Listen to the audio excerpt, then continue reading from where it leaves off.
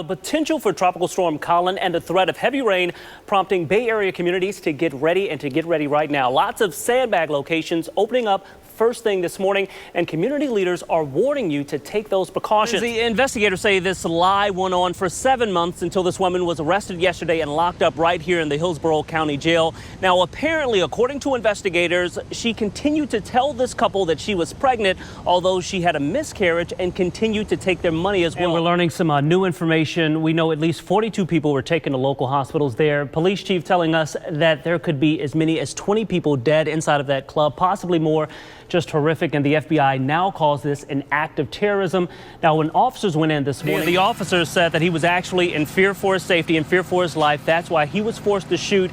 Now, this is a very active scene, 2 locations, in fact. We have the Holiday Inn about 2 miles from here where all of this started, and this is the location where that suspect was caught. Now, let me walk you guys through some things. This vehicle right here, this Clearwater police vehicle, is about to be towed away. This was involved in a pit maneuver. As Dan mentioned, at a height yesterday, the water here was about 4 to 6 feet, but as you can see, plenty of damage left behind.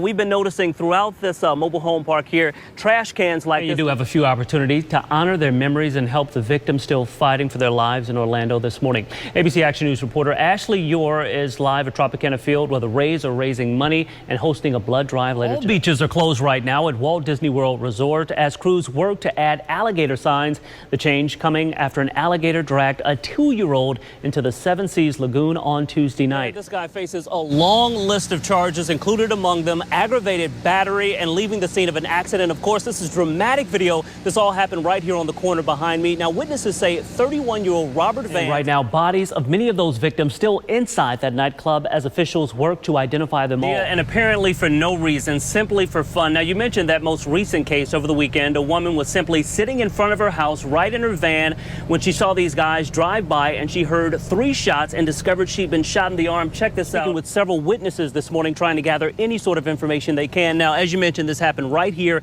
in the 3600 block of Potter Street. It all happened right at 6 o'clock last night in broad daylight. And this is a pretty busy area. We have a convenience store right here and a park right across the street. So this could have turned out a lot worse. Right, this next story, one parent should definitely love. If you have a hard time getting your kids to bed, just simply tell them the doctor recommends it. Yeah, like that's going to work. Mayor Bob Buckhorn is speaking right now. Mayor, you said the project just ending 3 weeks early. Must be exciting. It is exciting. Police have been actually working on this throughout the night with Duke Energy. They brought in a temporary transformer this morning, and they hope to have power restored by sometime this morning about 9 o'clock. As you can imagine, this is causing major headaches for businesses in this area. After searching nearly 16 hours, authorities found the body of a 2-year-old boy dragged underwater by an alligator. And Dan, at this point, the Coast Guard not releasing that name, they say, because out of respect for the family. We're expected to learn more about that identity at a press conference at 10 a.m. this morning. In the meantime, that search for that family will continue this morning. Of course, family and friends of the 3 remaining family members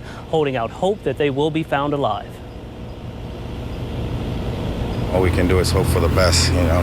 Jose Ramos remaining positive, praying for the best for his friend, 45-year-old Ace Kimberly of Sarasota. I was out there Sunday, too. He says he knows firsthand how rough those seas were. Kimberly, along with his sons Roger, 13, Donnie, 15, and 17-year-old daughter Rebecca, lived on that 29-foot sailboat they were taking from Sarasota to Fort Myers. Wednesday, a search crew recovered a body, one of those family members still not ID'd. Also, debris several miles off the coast of Sanibel Island, including both kayaks that the family was pulling behind their boat. The boat that we were on is a 43-foot Hatteras sport fishing boat, and it was so rough we had to back the speed down. Boater Tim No says conditions this weekend were dangerous, to say the least. And we could still hear the props coming out of the water, cavitating as we were going in. So it was pretty rough out there. At this point, there has still been no sign of the family's boat. And the last communication that family had with anyone was around 3 o'clock Sunday afternoon. Of course, the press conference here starts at 10 a.m. We will be here for up-to-date information on this story. You can always follow it online at abcactionnews.com. For now, reporting live in St. Pete, Rodney Dunigan, ABC Action News. It will be at least 10 to the next 24 hours. Obviously, this is a major blow for the folks who've had to deal with this. Let me show you a few things, something that we've discovered all morning. Some of the damage, garbage cans pretty much strewn about this entire mobile home park. As you can see here, trucks have been brought in this morning to pick up some of this debris from off the road. And I also want to show you what folks have been dealing with now that we have a bit of sunlight. You can see the water line here where the water went up. Most of the homes here in this mobile home park have been seeing 2 to about 3 feet of water. So it was definitely a dangerous situation out here yesterday afternoon as well as yesterday evening. And also today we've seen a number of people bring out generators this morning at the home about a half a block down the way there to try to get some sort of power restored to this area, since they aren't sure when that power will be restored. For many of these folks, this cleanup may take days or even longer. I got it up to the back porch. I didn't get any water in my house. I was one of the lucky ones. Unfortunately, not many were lucky here at Mariners Cove. But people back there got it up to their waistline. They got it in their cars, their house, everything, so. Floodwaters at the Largo Mobile Home Park continue to slowly recede. Now the recovery and cleanup begins. Man, I lost 3 cars. I lost 3 cars, all my clothes, whatever I got in my house. Everything is gone. This is a voluntary evacuation. Is there anybody in the residence who would like to leave? Feet of flooding forcing about 30 people to leave. Throughout the morning, they'll be coming back, assessing what's left. I'm here, stuck with no power. There's nothing I can do. And I want to show you guys something. This is the creek that actually flows right behind this mobile home park, and this is what flooded out the area pretty much. At the heaviest times yesterday, we're told that the water stood between 4 and 6 feet. So again, this is a pretty dangerous situation. And this tree was actually uprooted, one of several that we've seen in this community. Definitely a major cleanup for the folks out here this morning. Now, there were a number of people who evacuated yesterday. We are told that the Red Cross is helping them out. Again, for how long this cleanup will take, that may be some time. For now, reporting live in Largo this morning, Rodney Dunigan, ABC Action News. Yeah, let me tell you, a lot of excitement out here, believe it or not, this morning. A lot of folks out with their cell phones snapping pictures of what's going on. Many of the folks I spoke with this morning aren't concerned about their safety. They're simply shocked that a black bear could be roaming the neighborhood. This is the second time it's ever happened, and I've been here 43 years. This is certainly not the way folks here along the 4200 block of Linebaugh expected to start the day. It's a sight to see to me. A bit of unexpected excitement thanks to this black bear. You don't see this every day. This is not something you find in your front yard in the tree every day. Police got the call about a bear on the loose near Busch Gardens around 3 this morning, tracking it down behind a home here just before 7. The bear ran off and eventually up this tree in front of 4213. Police and FWC spending the morning crafting a plan to safely bring the animal down. Folks here won't soon forget all of this. It's probably scared, you know. It's probably scared to death itself. He's scared to death, yeah.